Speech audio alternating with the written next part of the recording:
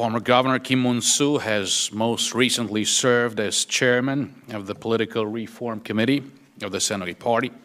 From 2006 to 2014, he served as the governor of Gyeonggi Province. Before becoming governor, he served as a member of the National Assembly, three-term lawmaker representing Bucheon in Gyeonggi Province. A former labor and democracy activist, Governor Kim is regarded as one of the few leaders in Korea who stressed the importance of both inter-Korean exchanges and the North Korean human rights issue.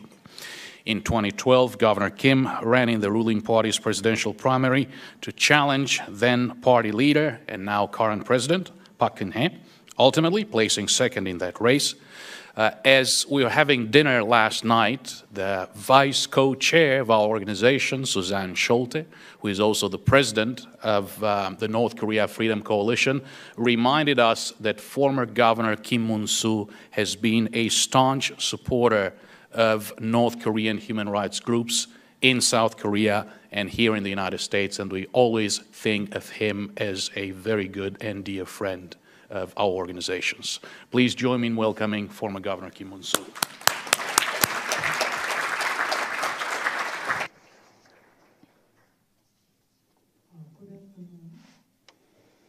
It is a great honor to speak to you today, especially in front of such a special audience as we have here. Our love and compassion for the North Korean people has brought us together today. And on behalf of the politicians of the Republic of Korea, I would like to offer my deepest respect and gratitude for your noble efforts to improve North Korean human rights. Please excuse my English, and I will speak in Korean from now. I'm sorry, please.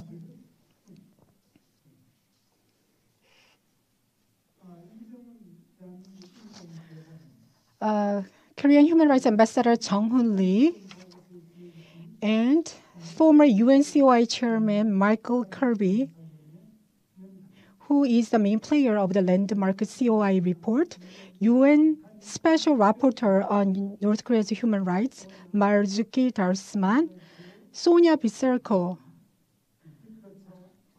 Dr. Victor Cha,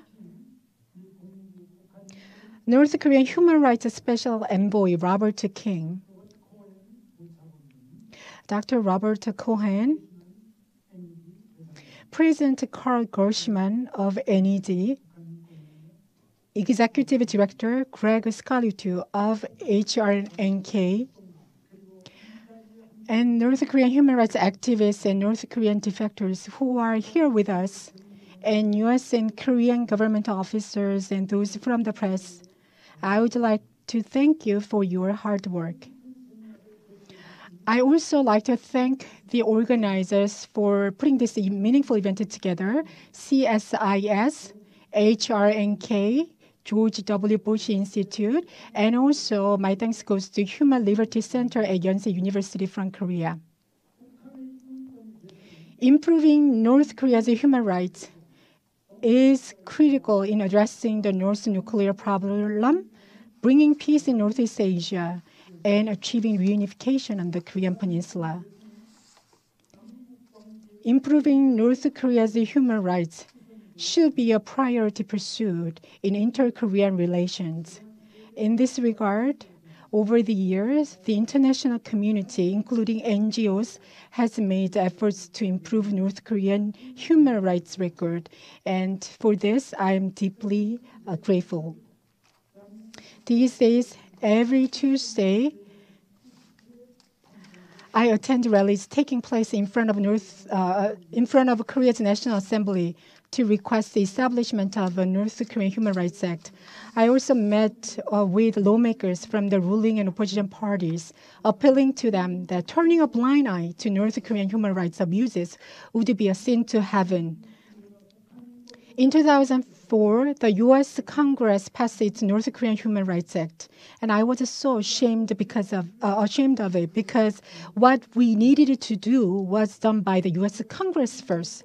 At the time, there was a rush of North Korean defectors who exposed in great detail horrendous human rights conditions and the situations of POWs and abductees in North Korea. However, the then Romuan government, in fear of annoying the North Korean regime, abstained or did not participate in UN votes on North Korean human rights. Thus, I submitted a North Korean human rights bill to the National Assembly on August 11, 2005.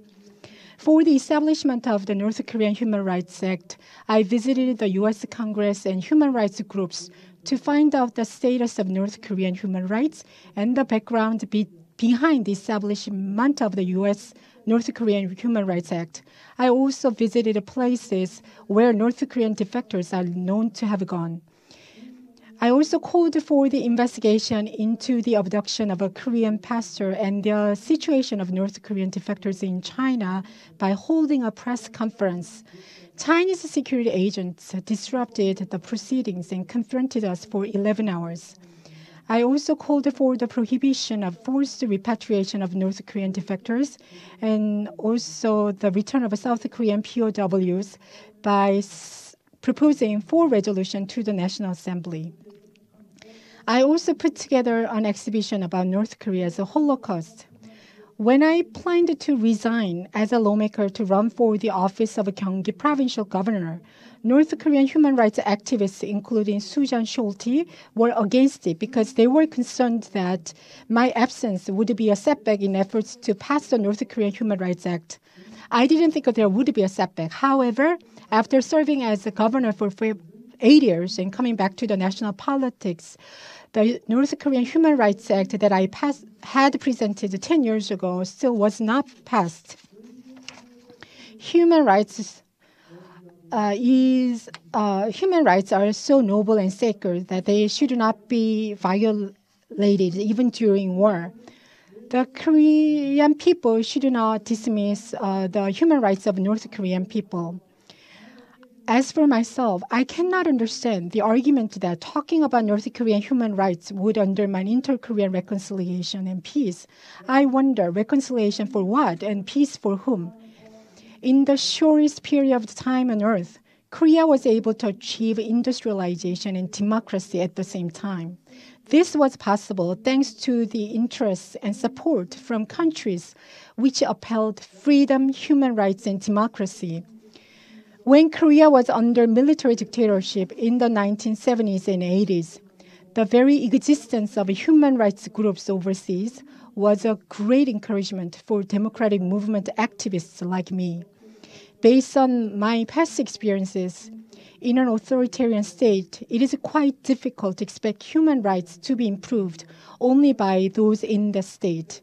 In this regard, what is important is your role, the roles of the international community in Korea, and the North Korean Human Rights Act. The UN and the international community, by way of various laws and resolutions, are working to strengthen North Korean human rights, and such movements are echoing in Korea as well. To date, 16 local governments of Korea sent their proposals to the National Assembly requesting that a North Korean Human Rights Act be established. The Korean National Assembly should promptly pass the Korean Human Rights Act. Under the military dictatorship in 1970, I was a college student and became actively involved in pro-democracy movements. I was expelled twice from college, and it took 25 years for me to finally graduate from university. When I was expelled from school, I devoted myself to labor movements. I have lived as a worker for 7 years, and due to my involvement in labor movements, I was incarcerated and tortured. I spent 2.5 years in prison. When I was in the dark prison, it was a great comfort for me to know that someone out there was thinking of me and praying for me. It shed a light of hope. Those who are with us today are the very hope going forward for desperate North Koreans. I entered the political circle in 1994 and served as a 3-term lawmaker and Gyeonggi provincial governor.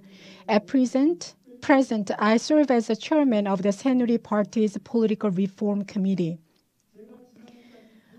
Until last year, for 8 years, I had served as the governor of Gyeonggi province, which was divided when Korea was divided into South and North Koreas. The Imjin River and the northern part of Gyeonggi province are so close, you could see the soil of North Korea and people within the reach of a hand. Whenever I saw North Korea with the barren mountains and pitch darkness at night, I felt heavy in my heart, thinking of the sufferings that the North Korean people faced. In 2008, for the first time in South Korea, I hired North Korean defectors as government officials. And today, there are more than 40 North Korean defectors working in the Gyeonggi provincial office. In my young days, I fought for freedom, human rights, and democracy against the authoritarian state. But now, I think what I have to do is to achieve democracy in North Korea and reunification. About 100,000 North Koreans are incarcerated in political prison camps, and 24 million North Koreans are suffering from starvation and hardship. In order to solve these problems, we have to achieve democracy in North Korea and unification on the Korean Peninsula. The history shows us that the regime abusing human rights would collapse without fail. I believe that if the North Korean regime insists on disregarding human rights issues, it would end up endangering itself. We have to make efforts to reform and free North Korea. Let's work together in a long journey to free and liberate North Korea. Thank you very much.